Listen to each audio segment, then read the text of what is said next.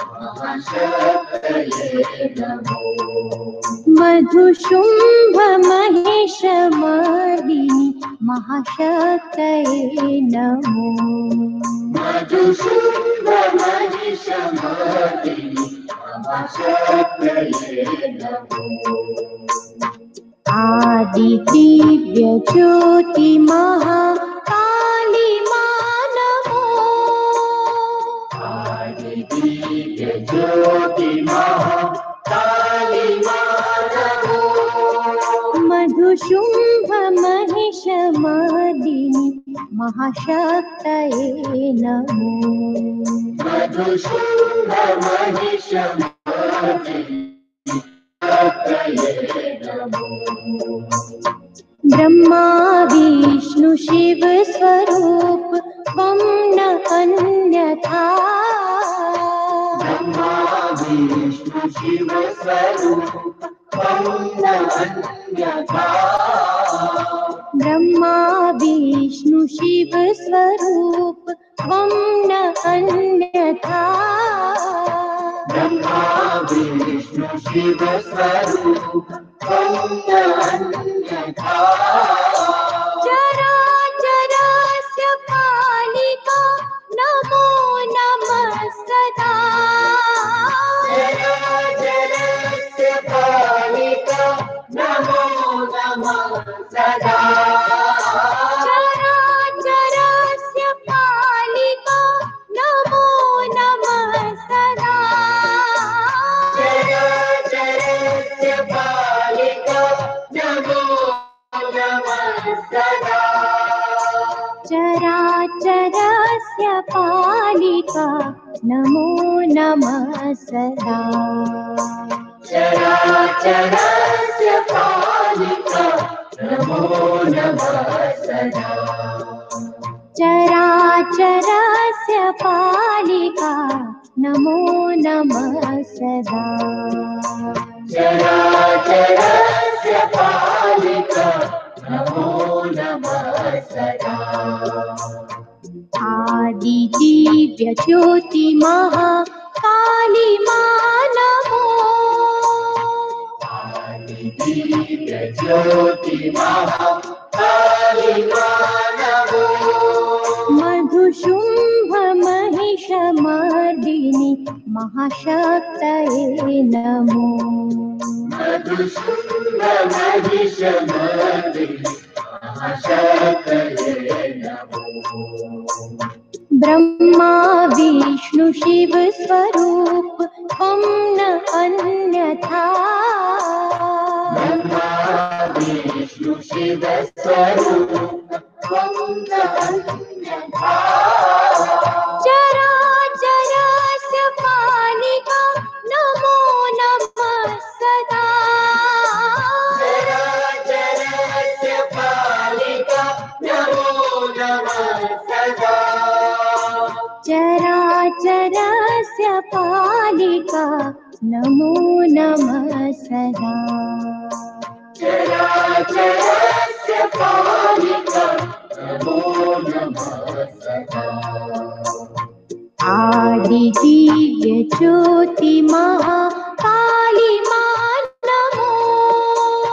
आदिदिव्य ज्योति महाकाली मा नमो। मधुशुम्भ महिषमर्दिनि महाशक्तये नमो।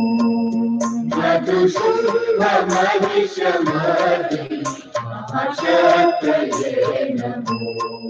मधुशुम्भ महिषमर्दिनि महाशक्तये नमो। मधुशुम्भ महिषमर्दिनि महाशक्तये नमो। मधुशुम्भ महिषमर्दिनि महाशक्तये नमो। मधुशुम्भ महिषमर्दिनि महाशक्तये नमो। महाशक्तये नमो। महाशक्तये नमो। महाशक्तये नमो। महाशक्तये नमो। महाशक्तये नमो। महाशक्तये नमो।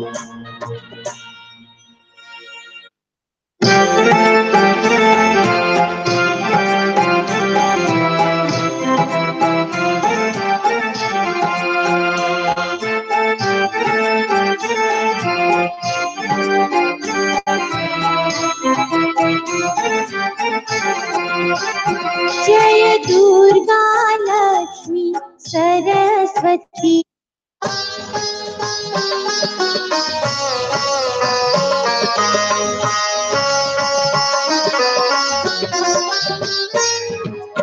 जय जगदीश्वरी माता सरस्वती, शरणागत प्रतिपालन हारी। जय जगदीश्वरी माता सरस्वती, शरणागत प्रतिपालन हारी। जय जगदीश्वरी माता सरस्वती, शरणागत प्रतिपालनहारी। जय जगदीश्वरी माता सरस्वती, शरणागत प्रतिपालनहारी। चंद्रबिंब समवदन विराजे,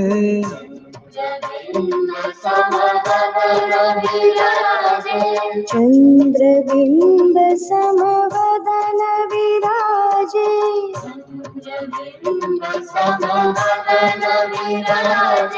शीश मुकुट माला गलधारी, शीश मुकुट माला गलधारी, शीश मुकुट माला गलधारी, शीश मुकुट माला गलधारी। वीणावाम अंग में शोभे, वीणावाम अंग में शोभे, वीणावाम अंग में शोभे, वीणावाम अंग में शोभे। साम गीत ध्वनि मधुर पियारी, ध्वनि मधुर पियारी, साम गीत ध्वनि मधुर पियारी, ध्वनि मधुर पियारी। जय जगदीश्वरी माता सरस्वती, शरणागत प्रतिपालन हारी। जय जगदीश्वरी माता सरस्वती, शरणागत प्रतिपालनहारी। श्वेत वसन कमलासन सुंदर, कमलासन सुंदर, श्वेत वसन कमलासन सुंदर, कमलासन सुंदर। संग सखी शुभ हंस सवारी, संग सखी शुभ हंस सवारी, संग सखी शुभ हंस सवारी, संग सखी शुभ हंस सवारी। ब्रह्मानंद में दास तुम्हारो, ब्रह्मानंद में दास तुम्हारो, ब्रह्मानंद में दास तुम्हारो, ब्रह्मानंद में दास तुम्हारो। दे दर्शन पर ब्रह्म दुलारी।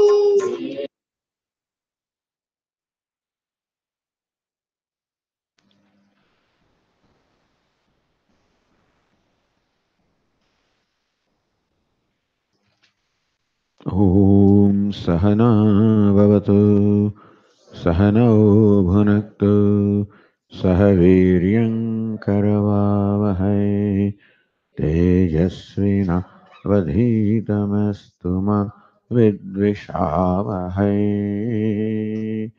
ॐ शान्ति शान्ति शान्तिः।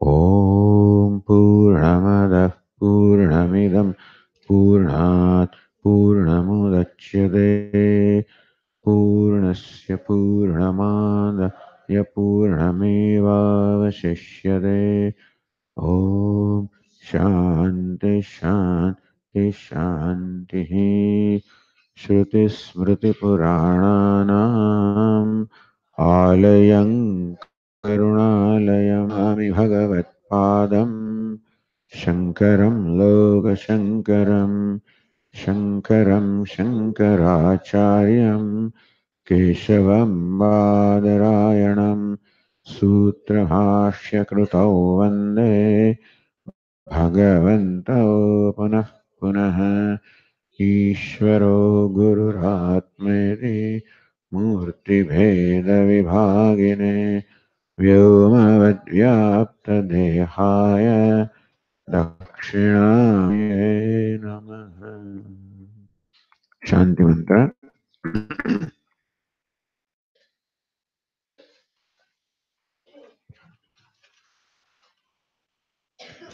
Om Apyayantu Mamangani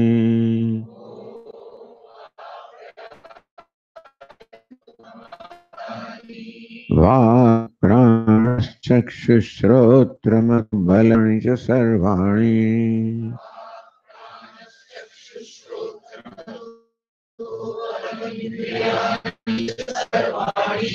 Sarvam Brahma Upanishadam Brahmurya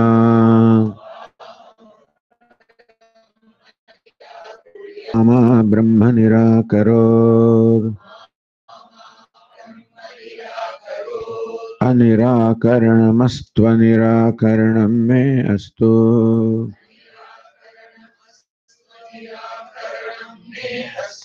Tadatmani Nirateya Upanishatsu Dharmaha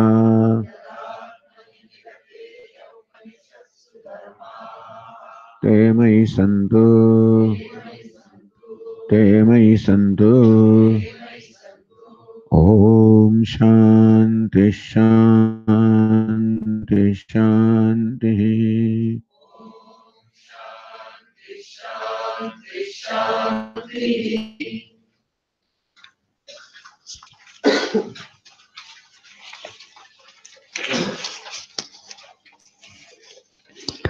Passage number 10.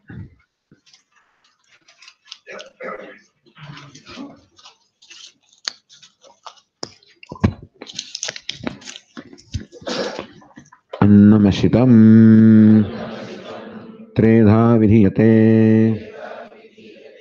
Tasya Yasthavishto Dhatuhu Tatpurisham Bhavati Yo Madhyamaha Tanmamsam Yonishtaha Tanmanaha.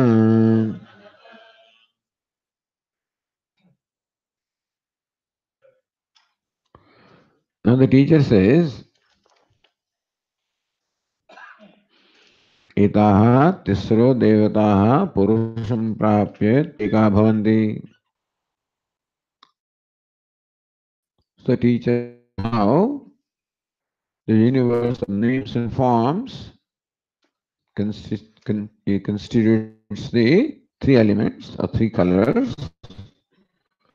Color red, element fire, color white, the element water, and color dark or black, element earth. I will tell you at night, her husband who is doing some research work in physics, when they observe the earth from, how they see these colors, that she'll tell you. Meaning that this is something not just a figment of imagination. Looks like that when you look at the earth from a great distance, you see three colors. Right. So these are the fundamental. Then when you further examine them, she will say that then you see all the seven colors. So that these three colors constitute everything, three elements constitute everything, is shown that Sat, manifest as the three elements that manifest as the whole universe. So when you look at the universe one by one, such as fire, you find that to be the combination of three colors, so also sun and whatever. So the universe is three colors, reduced to three colors. Trini Rupani Teva Satyam. You find this, the three colors alone are real because three colors themselves manifest as these names and forms. So names also Vacharambham, Vikaramadhyam. These names and forms are Vacharambham, meaning they are just an appearance. What appears are these three colors appearing as these names and forms. So right now we have come to this point that this universe of names and forms is, when you examine, it reduces to three elements or three colors. Now then the teacher comes to the self that not only is the universe manifestation of three colors, three elements, individual. Said, oh my dear, listen, how those same three elements, when they come to this body, they again get divided in a threefold way.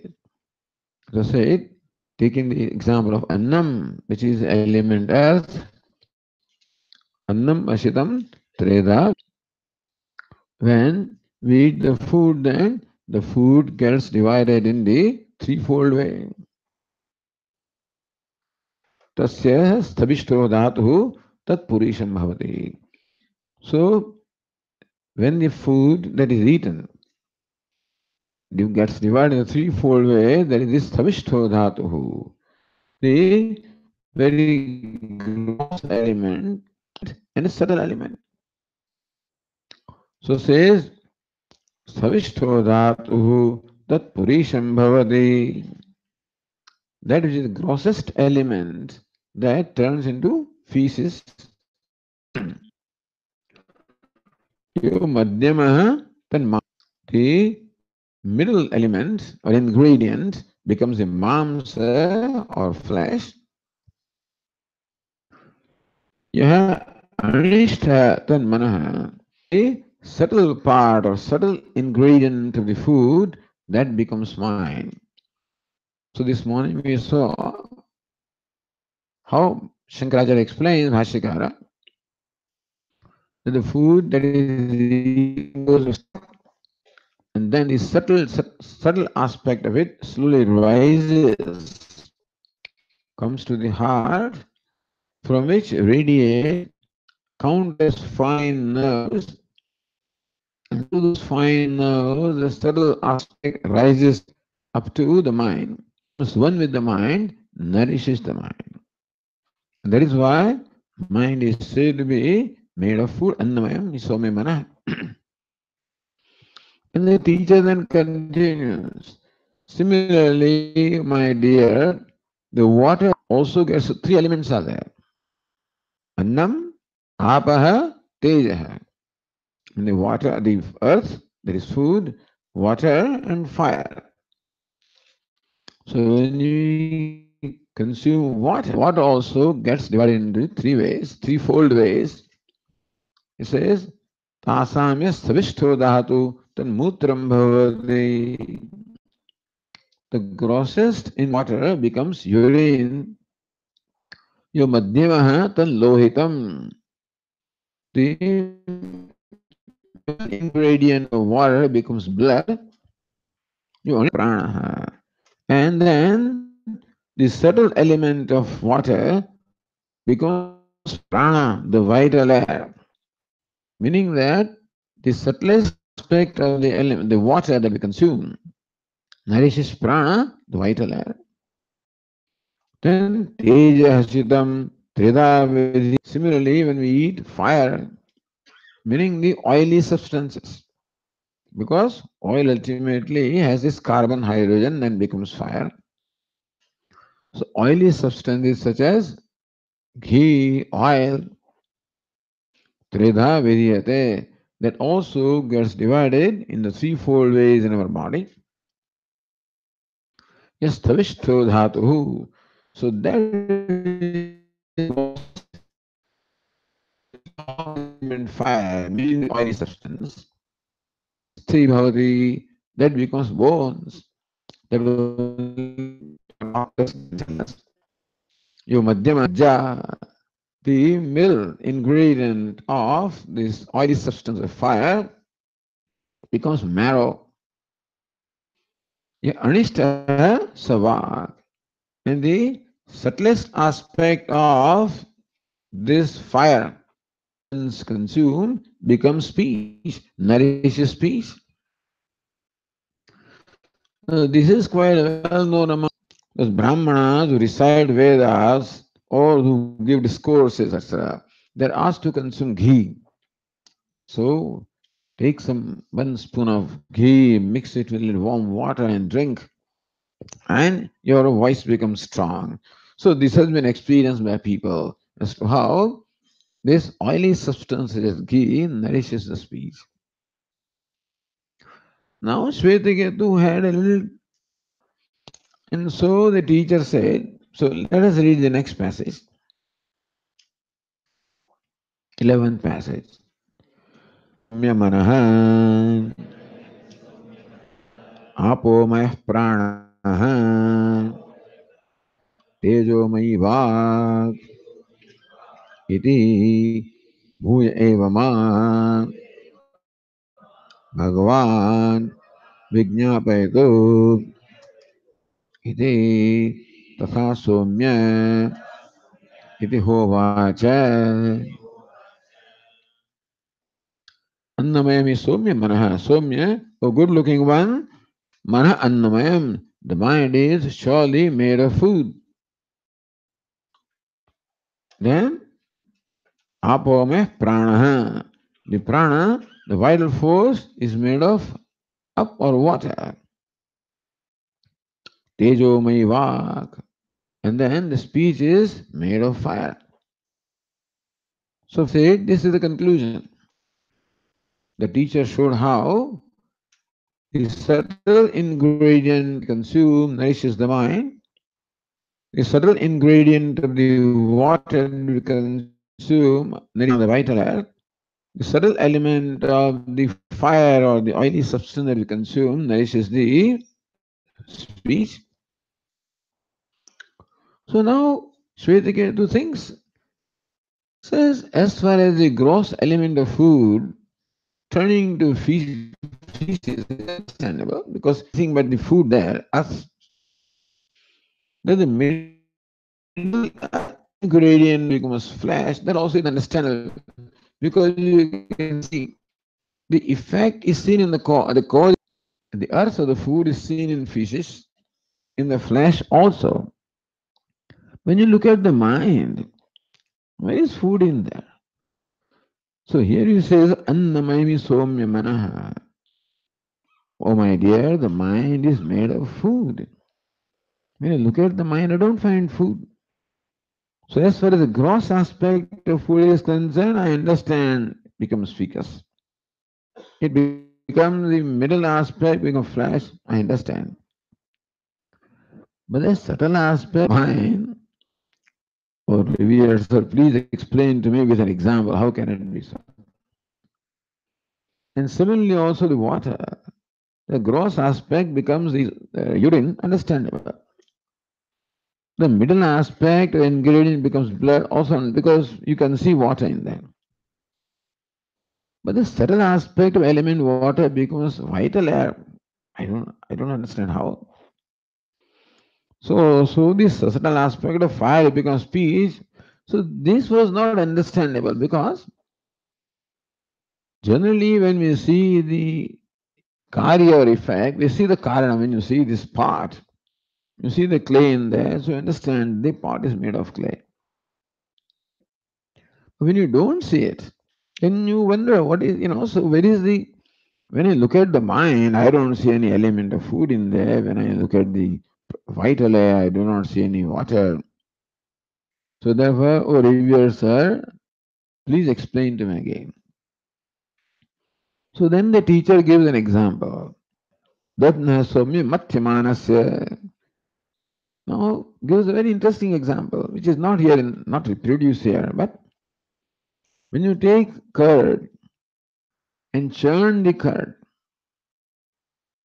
then what happens? Buttermilk. When you churn that, butter. When you churn that, ghee. Now, when you look at the ghee, ghee means clarified butter. Do you see curd in there?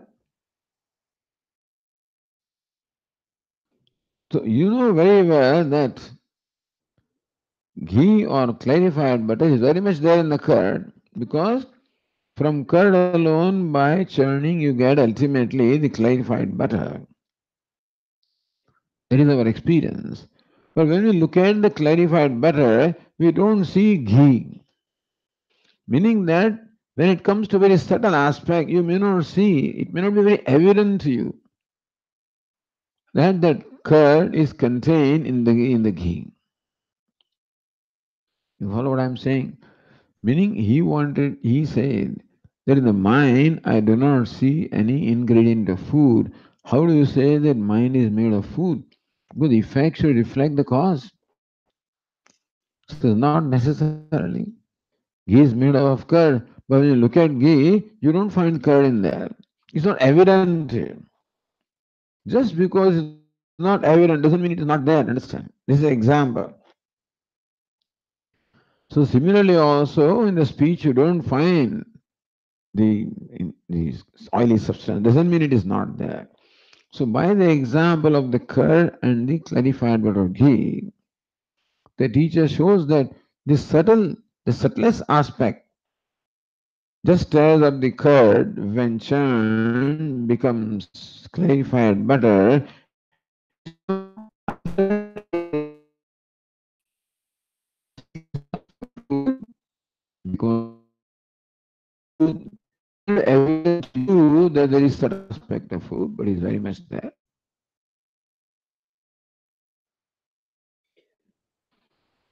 Shreya says, and therefore, again the teacher said, let's conclude.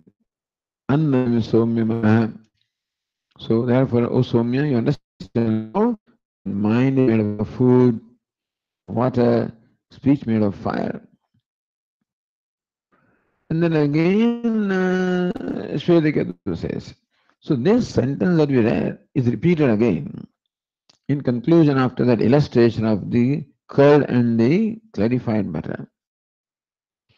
So Shweta, I think I can understand that yes, the water gives rise to prana or vital air, gives to speech, but still it is not clear to me how food which is so gross gives rise to mind.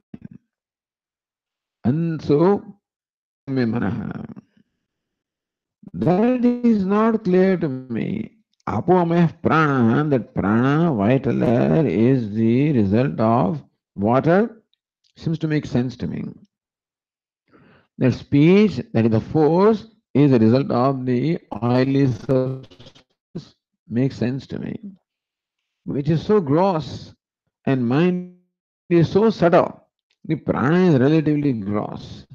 The speech is relatively because they are all the organs of action. Mind is extremely subtle, and food is extremely gross. So it is not clear to me as to how anna or the food gives rise to mind. It is still not clear to me. So then the teacher says, all right, student has the freedom to express his question or his doubt. So this is the tradition that the student does not simply what the teacher says, although he respects what the teacher says. And when he does not accept, does not mean does not respect. He desires to understand what the teacher says. Because then only the knowledge will become his knowledge. If I simply accept what the teacher says, it doesn't become my conviction. If it does not become my conviction, it doesn't become my knowledge, then it doesn't become helpful to me. So you find here a student asking a question. It is not the teacher. He is doubting the teacher. He just seeks clarification to understand. Sir, what you said is not clear to me. So please explain to me with an illustration, with an experiment. So father says, okay, we'll conduct an experiment. So let us see what experiment is conducted here.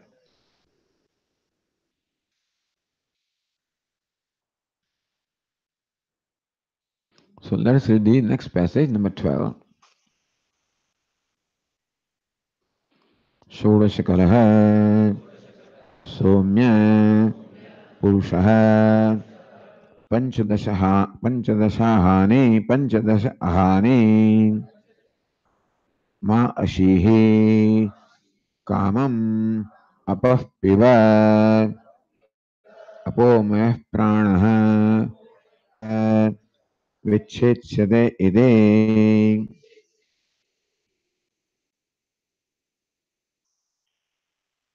Sudasmya Purusha. He is Soumya, oh good looking one. Purusha, this person,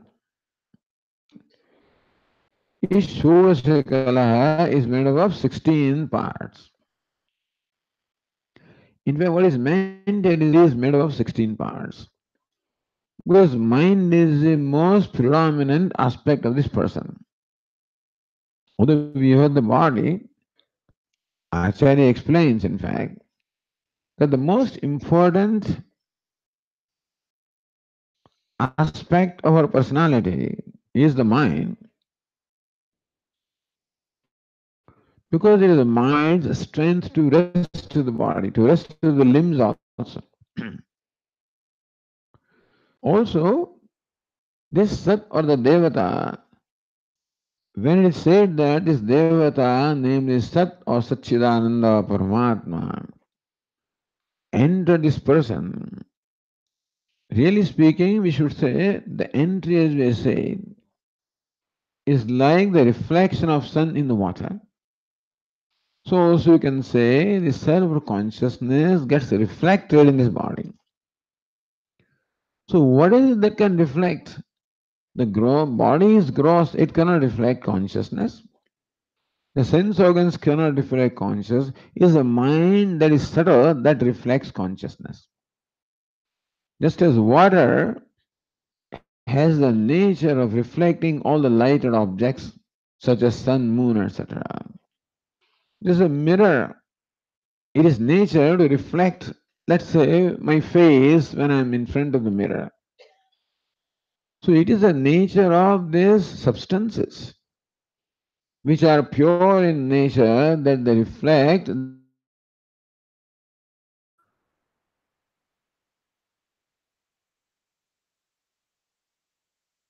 the subtle entity which reflects the consciousness.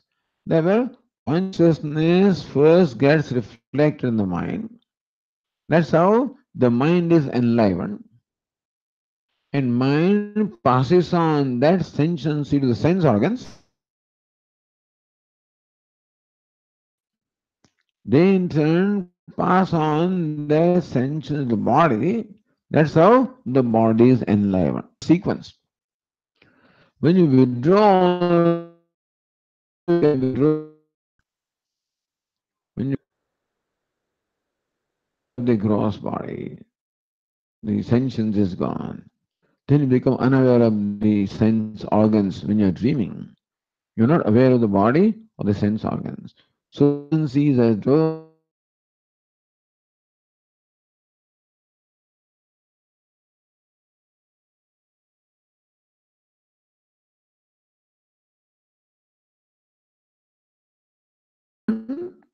sense organs become enlivened. So first thought is I thought, because the mind is enlivened. And then that sensation slowly spreads to the sense organs. You look around, oh, where am I? Oh, I'm in Rishikesh. Then you hear all those all sorts of sounds you hear. So that's how the sense organs become enlivened. Then you become aware of your, oh, yeah, I'm sleeping in this bed. So our consciousness also expands and contracts. Therefore, consciousness first gets reflected in the mind.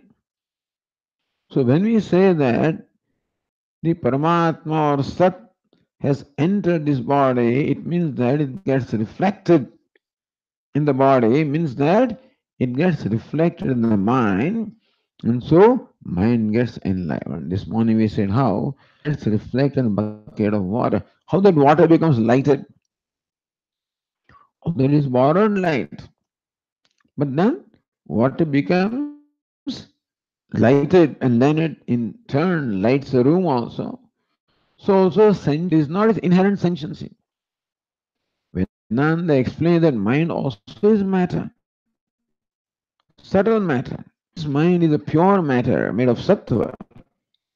Therefore, it has the nature of reflecting consciousness. And therefore, because of reflection of consciousness, mind gets enlivened.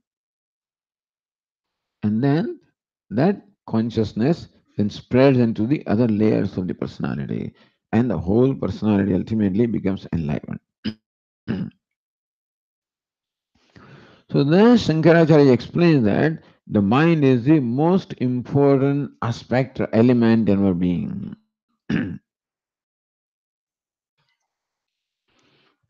Evening. So that is how now this mind is made up of the 16 parts. So mind is made of 16 parts. Therefore, the person is said to be made of 16 parts. Shodasha Kalaha Somya Purushaha. Shodasha Kalaha made of 16. Kala means parts. So this person is made of 16 parts, meaning that he is made of 16 parts. And since the predominant element in our personality or in our being, therefore, the person, here person stands for the mind. So, oh good looking one, the Purusha, the mind, is made up of 16 parts. Yasyam Satyam Drashta Shrota Manta Bodha. Only when the mind is functioning, that I can see, I can hear, I can think, I can know. If mind is not functioning, I can't see. As in deep sleep, mind also is not. I cannot see, cannot hear, cannot think, cannot know. The waking state, I see, hear, think, know. This is when the mind is functioning.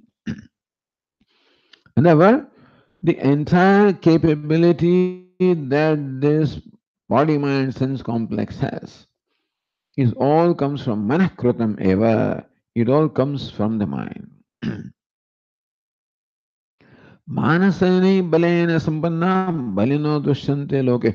In the world also, who are the people who are considered strong? Those who possess the strength of the mind. They are the real strong people. Celebrating 158th year of Mahatma Gandhi, otherwise most not impressive at all. But you could shake up the entire, the British Sultanate.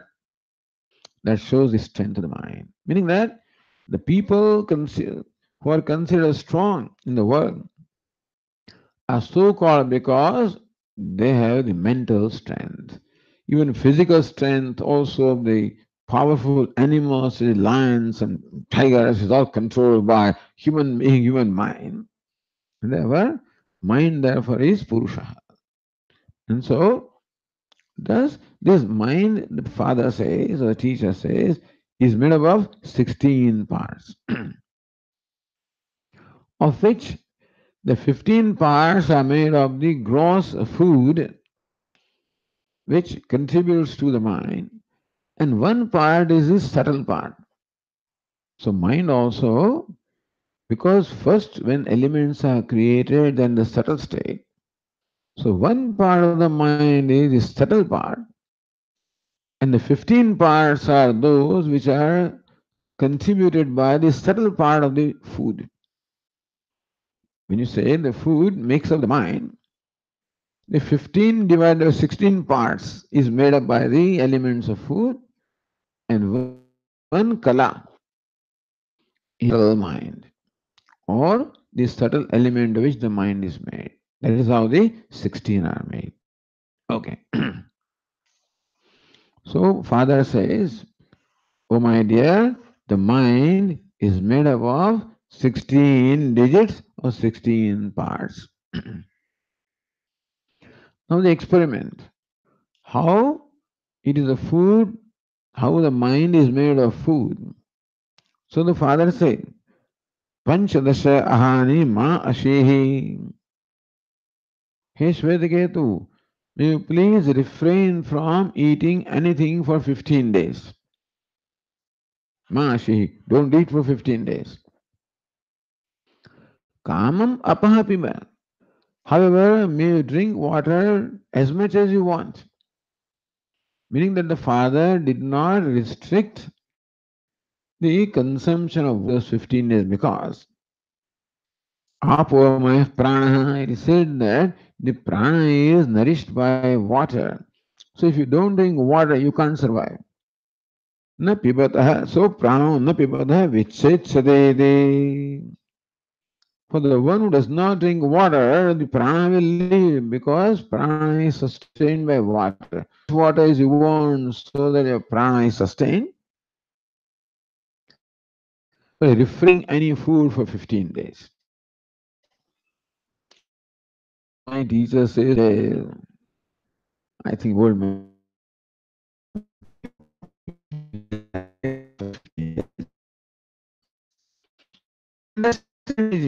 I understand food, you know.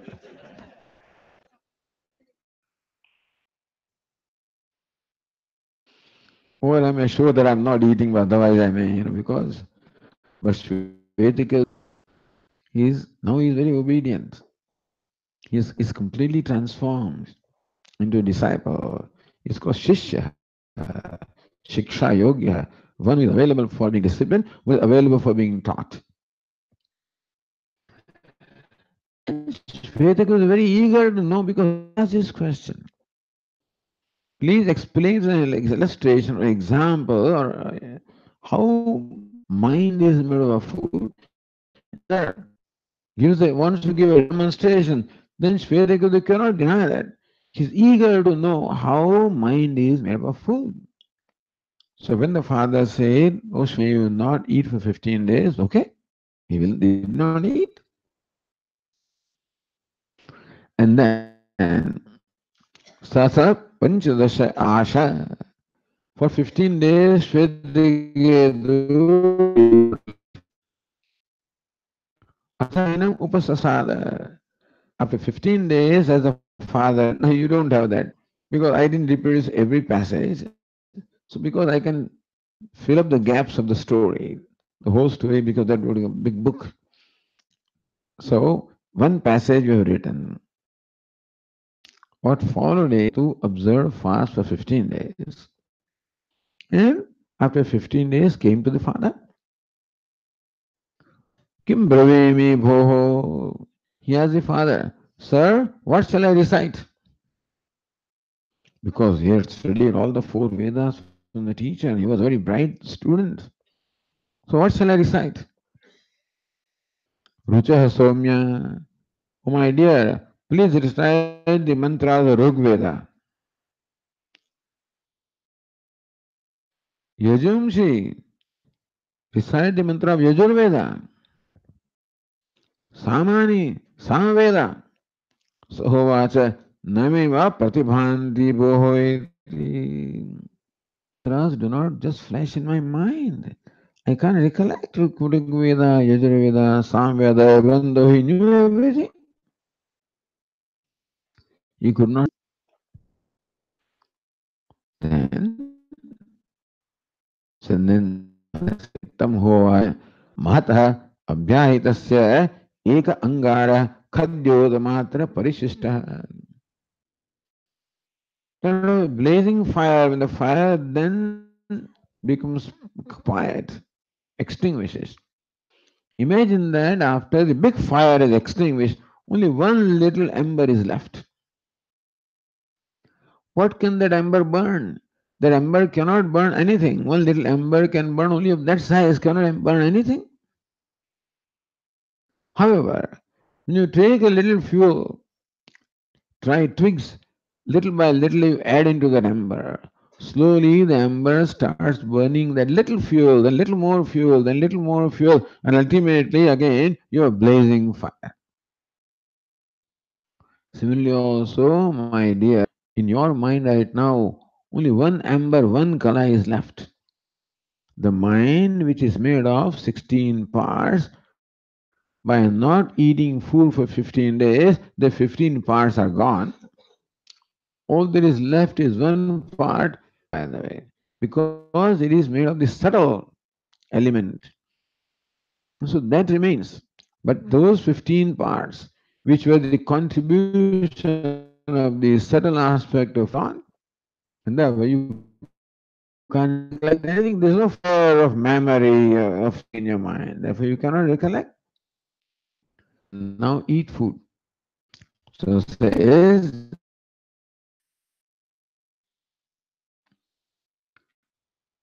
so Ashana, go and eat. Athame Vignapsasayati. Okay. You eat, come back, and then tell me what happens. Saha Asha, Shvetakatu went home, went back, and ate food. Hayanam Upasasa again approached the father. Tamyak Atkincha Papracha Sarma Pratipede. Whatever father asked him, he right away was able to decide. Meaning that he got back all the power of his mind. So this was the experiment that the father made Shvetakatu perform as to how all the strength of the mind comes from food. From which food? From the subtle aspect of the food. How by not eating food for 15 days, Shvedaketu lost the 15 parts of the mind which are made of food. What there was, something was left. Not that he became unconscious or something, but there was just a little ember. He could not recollect anything. He essentially lost his strength of his mind. And then when again he consumed the food, he gained back the strength and then he was able to recite. This is an interesting experiment carried out in this Chandogya. These are all very famous things, by the way, to establish how the mind is the product of food. And as we said in the morning, this is a very important consideration in the religious aspect, or how in the Bhagavad Gita also Lord Krishna prescribes different kinds of food for different kinds of things. And for those who want to study and contemplate and meditate, for them sattvic food. Those who want to act, and then for them rajas food. Those who want to lie down, tamas food. So all kinds of food are there. How food directly affects the person. Well, there are different kinds of food, by the way. We consume food not only through the mouth, we consume food through all the sense organs also. Meaning what we see also is food, which also influences the mind. What we hear also is food that also influences the mind. Meaning whatever we consume through other sense organs also is food. And therefore the disposition of mind is affected by that food as well. And therefore, if you want a sattvic mind, then not only the food consumed through mouth should be sattvic, it should be, but then food consumed through other gates also, doors also should be sattvic. What you hear, what you see, what you touch, what you taste, what you smell, what you read, what you talk, what you discuss, all sorts of stuff that we do with the social media, all of everything is all consumed. It's called so ahriyate iti ahara. So whatever is consumed is called ahara or food. Primarily, food is of course what we consume through the mouth. But then Hindu scriptures say that that is not the only food that you're consuming. Yeah, we are consuming food through other gates also. So eko navimshati mukha is described as having 19 mouths. Eko vimsati mukha. Has anybody heard of this? Did you ever hear this? Well, Mandukya Upanishad, right? Saptanga Eko vimsati mukha. So 19 mouths, yes. So, five organs of perception, five organs of action, five pranas, and four full mind. They're all mukha, through which we consume, meaning what we talk and what. So, all of this has effect on the mind. Anyway, all of that is called food. But here, primarily, food by that is annam, because annamami somya manai. The intention is to establish that the mind is made up of food. So, this experiment was conducted, and that's how now Shvetakaru is convinced. So, Annamayami Somya Manaha, Apvamaya Prana, Tejomayi Vagate. So, this is the Trivrat Karana. Now, with this experiment is concluded one part of the discussion. What's the discussion? How the universe is made up of three colors, three elements, subdivided into three, and how the individual person also is made up of the three elements, subdivided into three. The source of all the three elements is what? Is Sat. So Sat alone, contemplated, deliberated, and manifested as element fire. Sat as fire further deliberated and manifested as element water. Sat, which is water now, further deliberated and manifested as food. The red, white, and dark. So hold of these three colors, and so also the individual is made of three elements. So this much now we know. These three elements. This is our knowledge now. So far what the teacher has unfolded is what is three. Trini rupani ityeva vacharambanam vikaravanamodayam trini rupani ityeva satyam. Trini, just as it was said that mrityaka ityeva satyam, only clay is real. This form of the pot is only name, has no existence other than that. Poor pot is gone. What is left is only what? Whatever you call them, pieces, shards. And that also can go. But what cannot go is clay. And so this is nothing but clay. What else is just is coming and going is incidental. So similarly also, what is three colors? So far we have come to that point. In the universe also of names and forms, what is these three colors? In the individual also, what is these three elements, meaning three colors? Now we will reduce the three colors further. In between, the teacher takes a break because now the Tat Pada means the universe is shown to be made of three colors, which ultimately means Sat.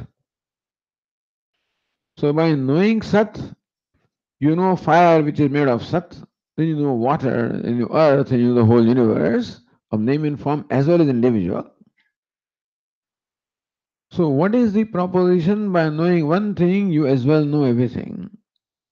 So thus it is being shown how by knowing the Sat, you know everything. But still, this Jiva, the individual, is a sentient being. So by knowing the Sat, you know the three elements and everything made of three elements. But this Jiva is not made of three elements. The individual self is not made of three elements. For that it was shown how the Sat entered here. So it is already shown that the one who obtains as Jiva or the individual is also Sat. Meaning Sat are the same Devata manifesting as the individual self, as the Vakta, Shrota, the speaker, hearer, talker, thinker, etc. But so by Pravesha Vakya, meaning by the statement Pravesha or entry, is already shown how the Jiva or individual also is Sat. But now the teacher wants to demonstrate that with reasoning. Shruti and Yukti and Anubhava. So question is the three things. Shruti said that what this jiva is nothing but alone enter here and is manifesting as jiva. But Yukti.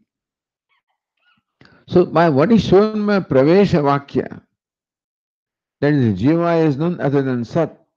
Also that Jivatma is Sat is meant to be shown by Yukti and Anubhava. That what you and I are nothing but Sat. That is now being shown with reasoning basis. So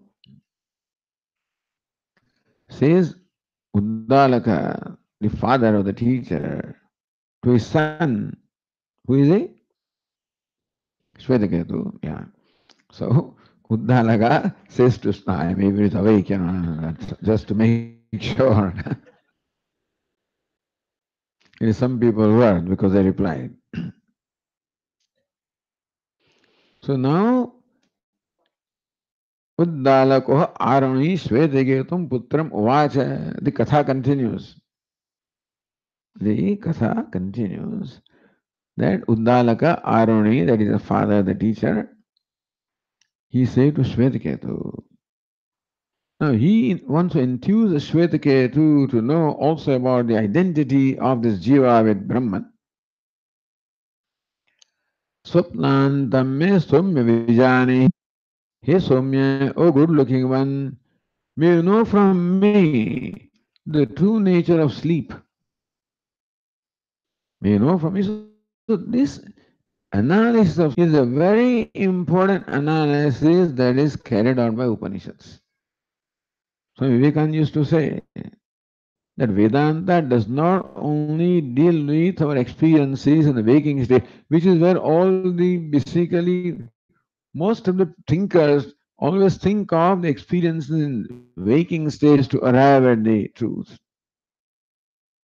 But Vedanta takes into account all our experiences.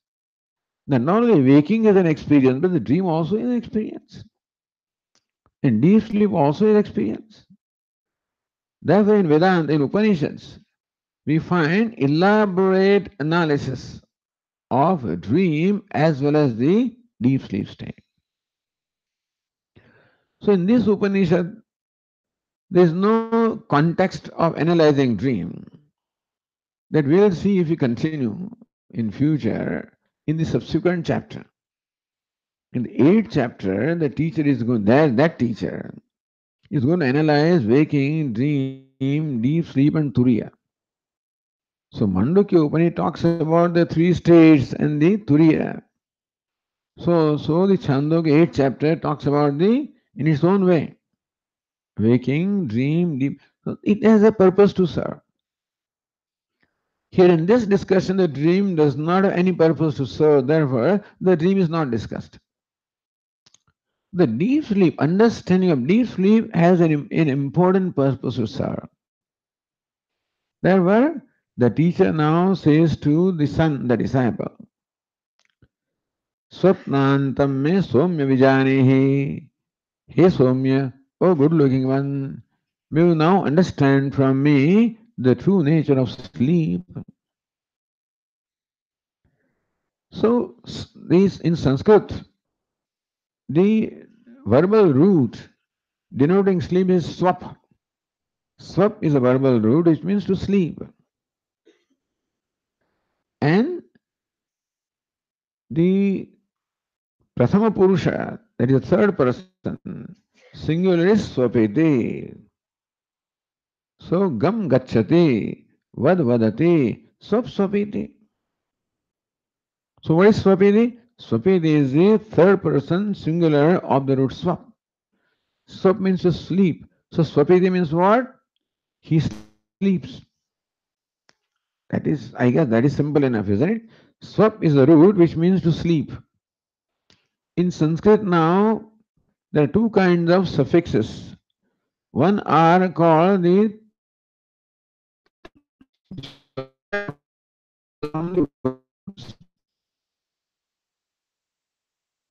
try to now to make the declensions. The substantive itself cannot be used in a sentence. The substantive converted into a padartha by adding the suffix is a substantive. But when you use it as Ramaha or Ramam or Ramena, there are eight, declensions. So anyway, the word is decline and the verb is inflected by adding the suffixes. So swap is the root to which you add this thing pratyaya and the form is swapiti. Means what? He sleeps. So when a person sleeps, what do we say? Swapiti. When you say sleeping person, what do we say? Swapiti. So now Upanishad has a very interesting way of revealing also some profound meanings that are contained in our day-to-day expressions.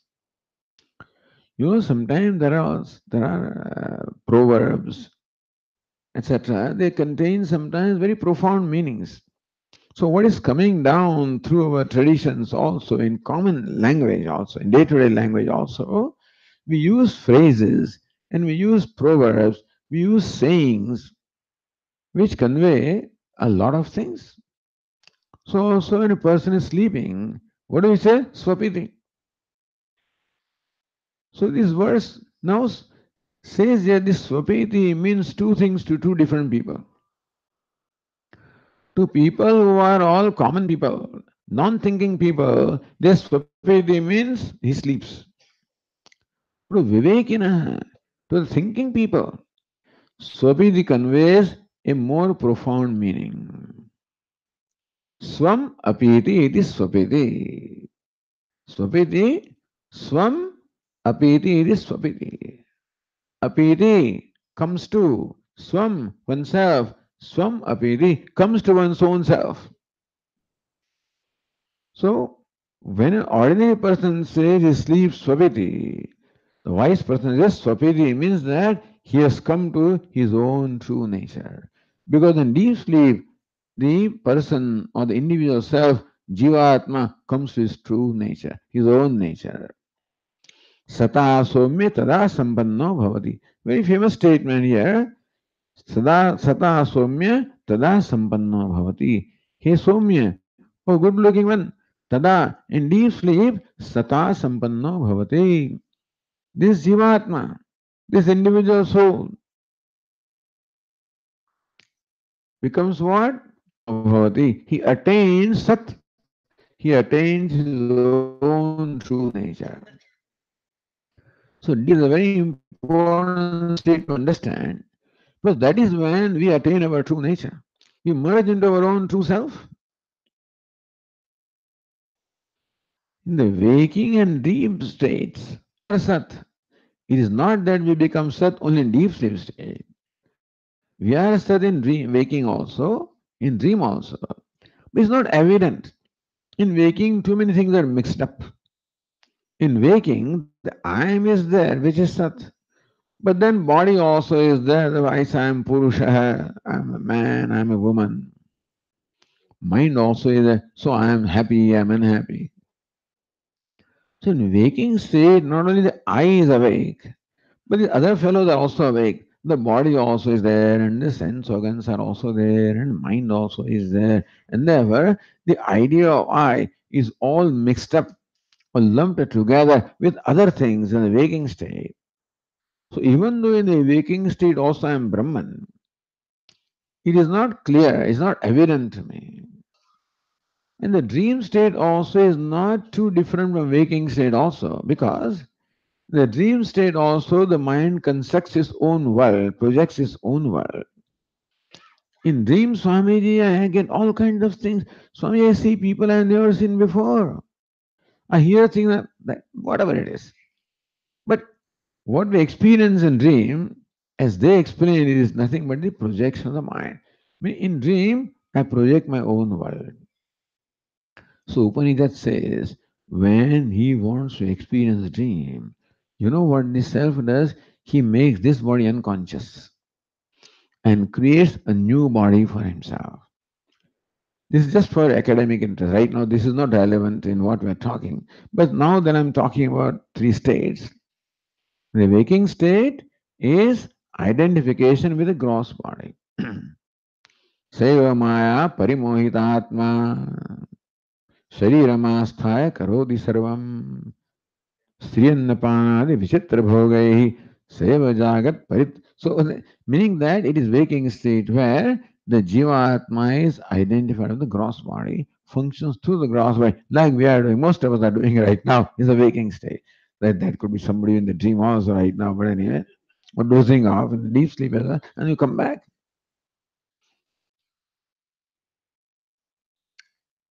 Swapne sajiva sukha dukkha bhokta. So in the dream also experience same pleasure and pain. But Swamaya kalpita jiva. So but their dream world is something that he has imagined for himself. So in the dream, we imagine a world for ourselves, dream world. There also the interaction is similar to waking. Meaning dream also there is a dream body in the dream world and therefore the Jivatma is Brahman there also, but because all his other stuff is there, his identification is there, therefore he does not know that I am Brahman. He doesn't become Brahman. When you go to deep sleep state, Sata Somya Tada Sampanna Bhavati. So in the dream state, we give up the identification of the body, but still retain the part of the subtle body. Therefore, in dream part of the mind is there, therefore the dream world is there. And the same samsara comes unfortunately. In the waking state, there is samsara. Why is samsara? Because the identification, this body mind sense complex. So that is called jiva or ego, ahankara. This poor ahankara is constantly struggling to become free and becoming big, and never gets struggles. But that struggle is like searching for the tenth man, which you never find. Never gets exhausted in the waking state. So he gives up the waking state, gives up the identification of the body, and creates a new body, his new world, hoping that at least he'll be free. But same samsara follows there because same mind is there, unfortunately.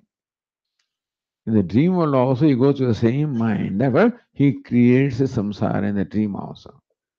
And same sukha dukkha, same stuff is going on. He gets tired there also. He gets tired. So he gives up that also. Meaning that he also gives up the identification of subtle body or the mind. And therefore, the gross body, the subtle body, all of that merge, they all merge into that cause, which causal body, ignorance. So all there is in the deep sleep is what? The blanket of ignorance. When I do not know anything, thank God. I know means samsara. I know means when I'm not, I'm ignorant. When ignorant person, moment he wakes up samsara. Demo samsara. So for an ignorant, there is a great relief that Ishvara has provided by giving us this state of deep sleep, where the entire samsara is given up. So real vairagya, you can see how happiness can come only with vairagya. The deep sleep state represents sannyasa. Because there I have given up the identification of the all this is given up. All the wealth and everything that I have is all left here. I don't take anything with me. You realize that when I go to sleep, it is not that after I die I leave everything here. They say, you are going to leave everything here. Why are you holding on to things? But every day I go. So deep sleep state is comparable to death. Just as in death I carry nothing with me, my being merges, so also in deep sleep I don't carry. Even in dream also I don't carry anything. Ananvagatastena bhavati Upanishad says that in the waking state, Ratva Charitva, he moves about, he revels, experiences Punya Papa, Sukha Dukkha in the waking state. Ananvagatastena bhavati. But then he is unconnected with anything. Never leaves everything here. That shows that Atma has no connection with this body and with this world or nothing.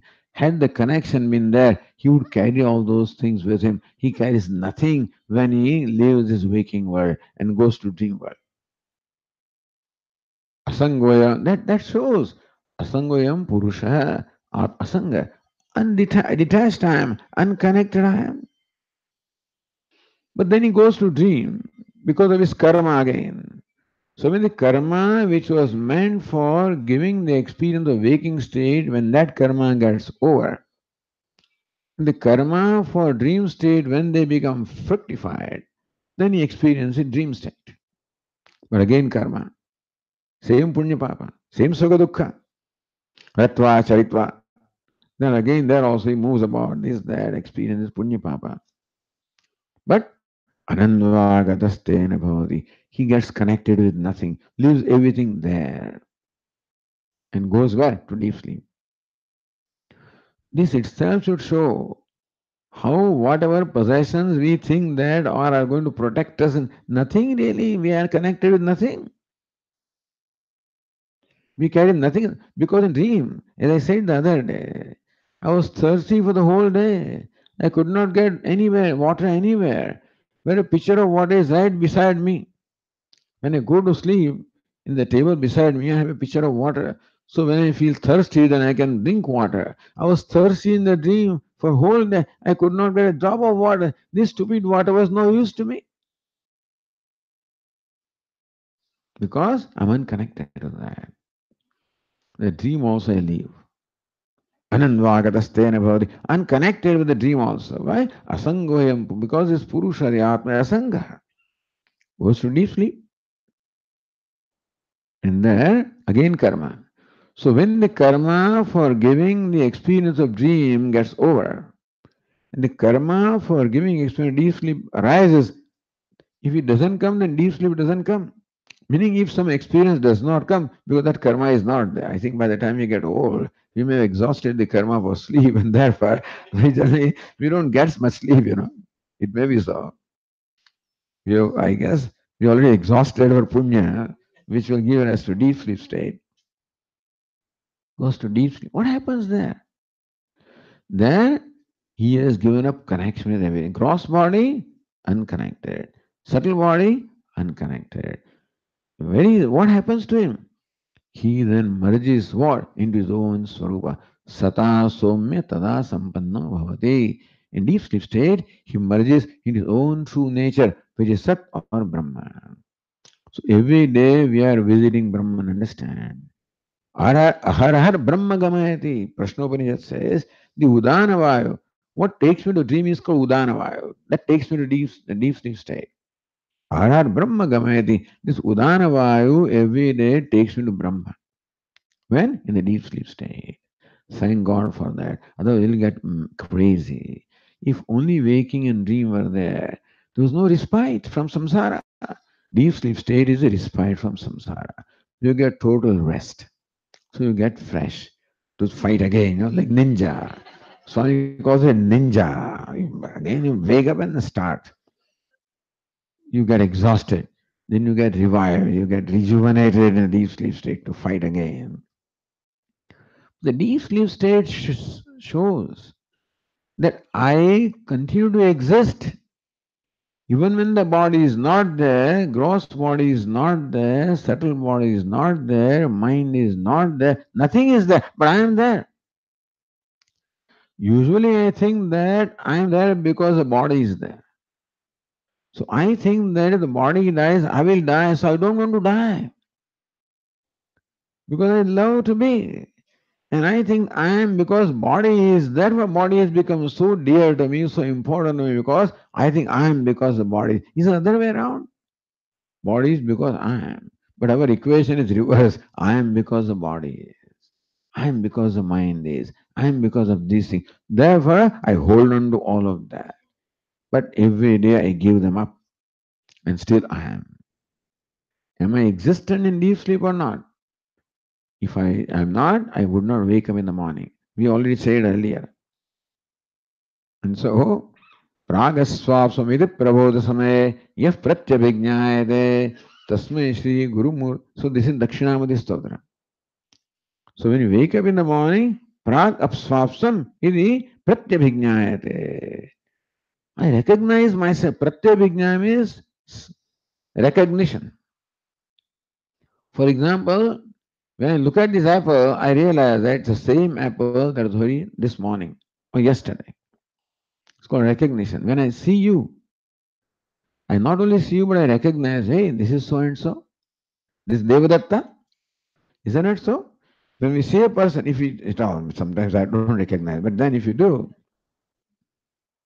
two things happen. In recognition, two things happen. One is the perception, other is memory. So when I perceive you, perception is there. But I don't perceive Devadatta. I perceive the person with my eyes. Eyes do not say this is Devadatta. Understand? When I perceive that person, it triggers a memory. Then I recollect Devadatta. So memory and perception, when they get combined, then there is recognition. Cognition and recognition. Cognition takes place by sense perception. I cognize you. Swami, do you recognize me? If memory does not come, cognition there may no recognition. Isn't it? I don't recognize you. Meaning cognition does not take place. Why? Because the memory is not triggered. If by looking at you, by cognizing you, the memory is triggered, the recognition, this is so and so. The same person, oh, I met you in Banaras. Yeah, yeah. So that you which I saw you there is you that I see here. Recognition. So when I wake up in the morning, the recognition. What's recognition? I recognize myself. In what way?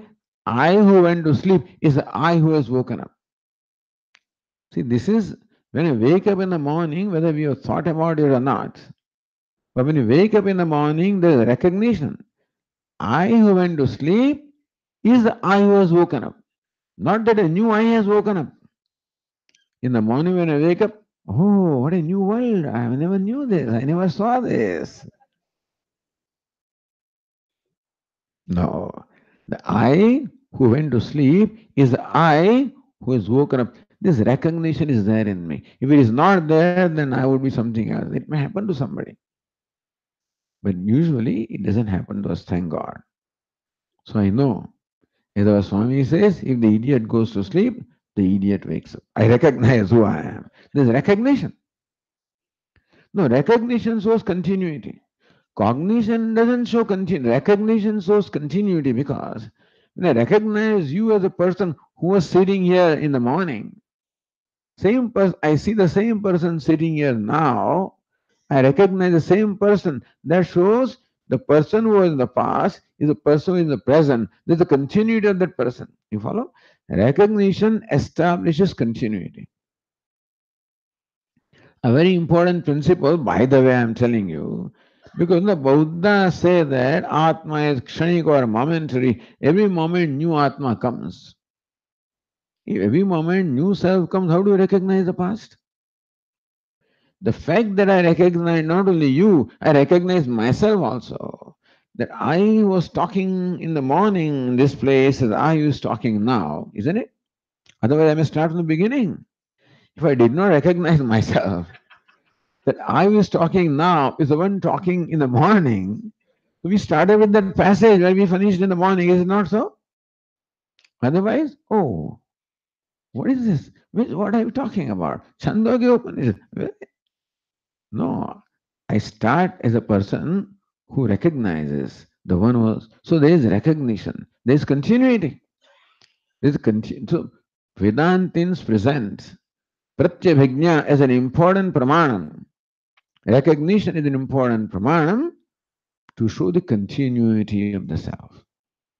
The self that I was yesterday is the self that I am today. And thus, in deep sleep also, we continue to exist. Because there is a question about who says you are there in deep sleep. The Buddha says that you are not there. In deep sleep, there is no existence. That's what they say. If you existed in deep sleep, then how do you are consciousness by nature. If you exist in deep sleep, should you not be conscious in the deep sleep? Your nature is consciousness, isn't it? If you were present or existent deeply, should you not have been conscious that I'm experiencing now ignorance, I'm experiencing ananda? Then you would be liberated. The experience in deep sleep is the experience of moksha. If we were conscious of that experience, we would know we liberated. And all this is not necessary. So they say that there is no consciousness in the deep sleep state because there is no experience there. Therefore, in experience in deep sleep, there is what? No consciousness, non existence. Deep sleep is the causal state. From there, the waking and dream arise, doesn't it? Deep sleep is causal state, from there, the dream and the waking. And again, waking to dream and dream to deep sleep.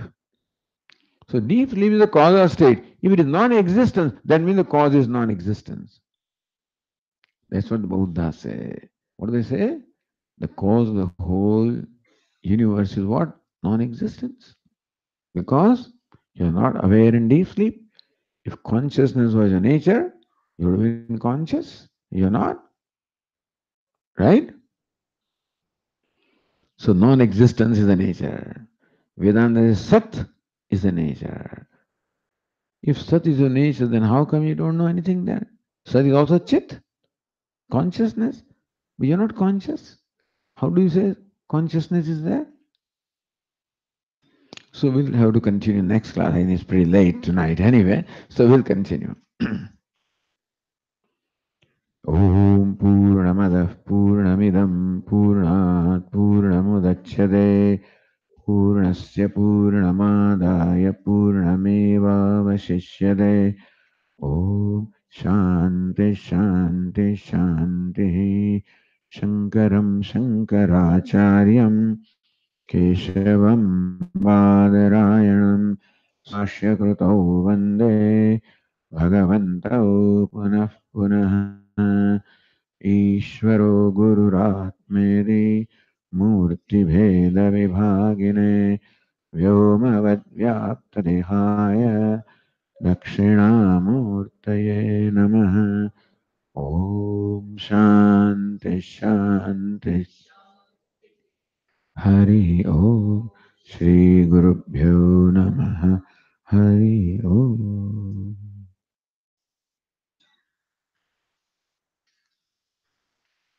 So did you want to make an announcement? Very, yeah, please state who you are and tell what you want to do. Just give me mic for a moment.